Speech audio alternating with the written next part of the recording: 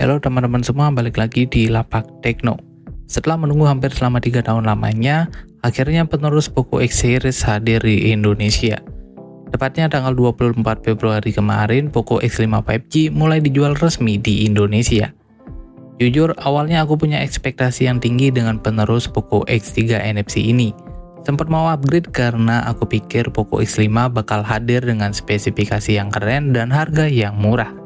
Dimana sama seperti pada awal kemunculan Poco X3 NFC 3 tahun lalu, HP ini punya spek yang mewah dengan harga yang merakyat, dan HP ini juga sempat menjadi HP paling goib pada tahun itu. Sudah barangnya langka, dan meskipun ada toko yang ngejual, barangnya jauh lebih mahal dari harga ofisialnya. Sebenarnya nggak heran sih dulu dengan harga 3 jutaan dapat spek yang benar-benar gila.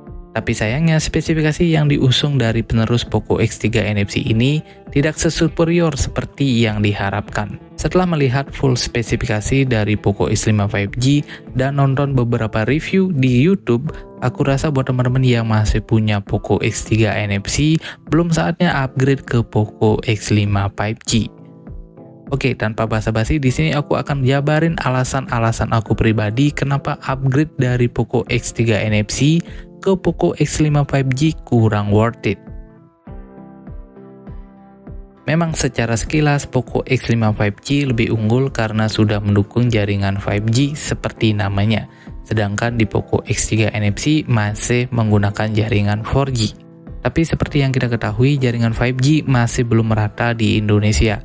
Bahkan saat ini, jaringan 5G hanya ada di kota-kota besar. Itu pun tidak menjangkup keseluruhan kota. Kalau dilihat dari kecepatan koneksi, sebenarnya jaringan 4G masih sangat mumpuni untuk saat ini. Dipakai streaming, ngegame, Zoom meeting masih sangat lancar dan masih sangat cukup. Kalau misalkan yang jadi pertimbangan untuk upgrade ke Poco X5 5G hanya karena sudah ada jaringan 5G-nya, aku rasa itu kurang masuk akal.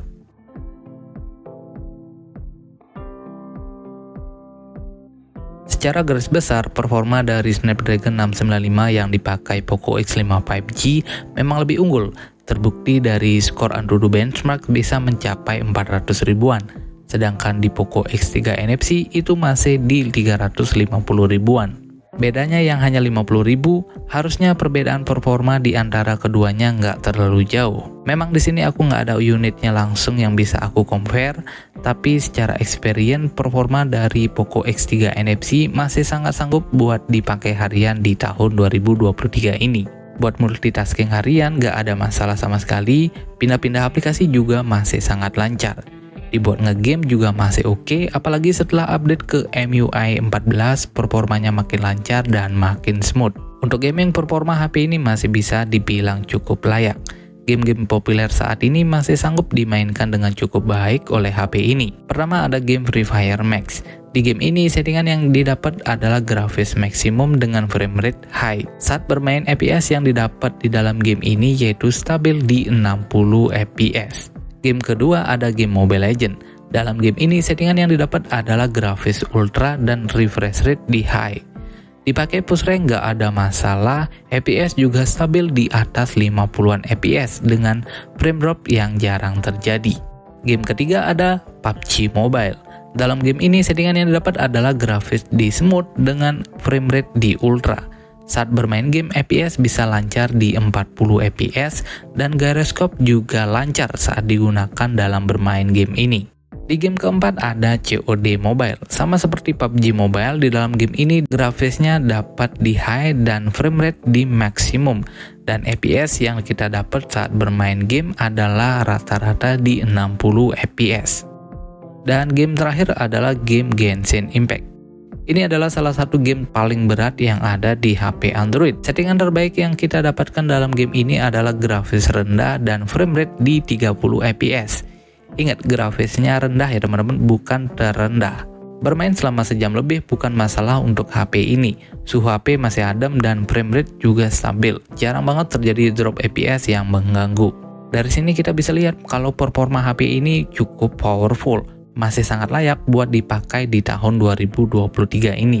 Kalau misalnya teman-teman yang punya Poco X3 NFC mau upgrade, mending upgrade-nya ke HP yang punya prosesor Snapdragon 778G atau di atasnya. Kalau misalkan terkendala budget, bisa nabung dulu karena harganya nggak bakalan beda jauh. Tapi experience yang kita dapat bakalan jauh lebih baik. Contoh saja bisa kita lihat di marketplace, harga Poco X5 varian 256GB itu kisaran di 3,9 jutaan, hampir 4 juta. Sedangkan Xiaomi 12 Lite yang punya spesifikasi lebih baik dan pakai Snapdragon 778G, harga terbarunya sekarang hanya 4,6 jutaan saja. Bedanya hanya 600 ribuan tapi dapat spesifikasi yang jauh lebih baik. Alasan ketiga kenapa Poco X3 NFC masih lebih baik yaitu dari speakernya. Poco X5 5G hanya punya single speaker, sedangkan Poco X3 NFC sudah stereo speaker. Speakernya ada dua, di bagian atas dan di bawah HP. Jadi saat digunakan nonton video atau main game dalam posisi landscape, suara yang dihasilkan akan lebih baik dan lebih seimbang daripada Poco X5 5G yang hanya punya single speaker. Alasan keempat ada di proteksi layarnya.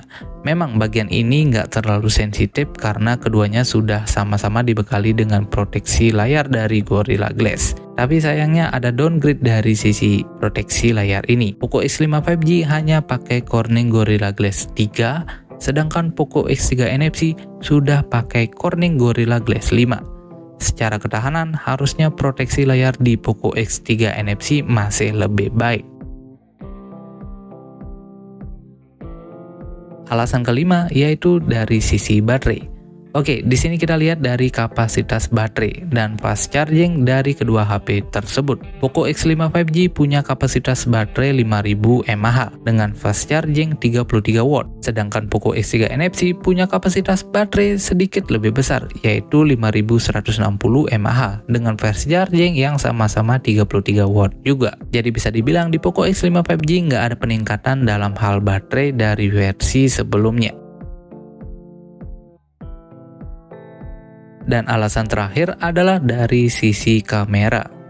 Dilihat dari ukuran sensor, kamera Poco X3 NFC lebih unggul dengan sensor kamera utamanya 64 megapiksel dan kamera ultrawide-nya 13 megapiksel. Setelah aku lihat beberapa review dari hasil kamera Poco X5 5G di YouTube, aku rasa hasil kamera Poco X3 NFC nggak akan kalah. Bahkan mungkin lebih bagus terutama dalam perekaman video yang lebih stabil dengan teknologi Gyro AIS yang dimilikinya.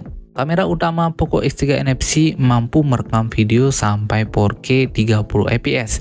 Bahkan kamera ultrawide mampu merekam video sampai 4K 30 fps.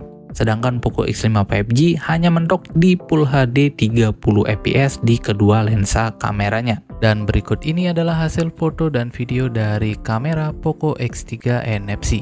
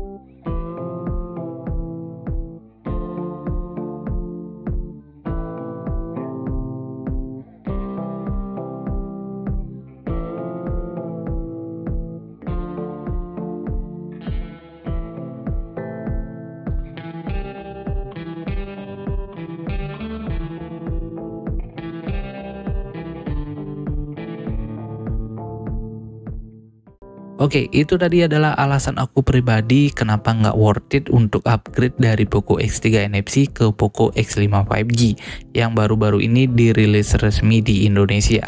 Dari beberapa case, bahkan Poco X3 NFC masih lebih baik. Salah satunya adalah dalam hal kamera. Jadi buat teman-teman yang mau upgrade HP Poco X3 NFC-nya, mending uangnya disimpan dulu untuk ditabung dan nambah sedikit untuk ambil HP yang punya spesifikasi lebih baik. Salah satu alternatifnya adalah Xiaomi 12 Lite. Oke, mungkin cukup sekian video kita kali ini. Semoga video ini bisa membantu. Terima kasih teman-teman buat supportnya yang sudah subscribe dan nonton video di channel ini. Sampai jumpa di video berikutnya. Dan salam Tekno.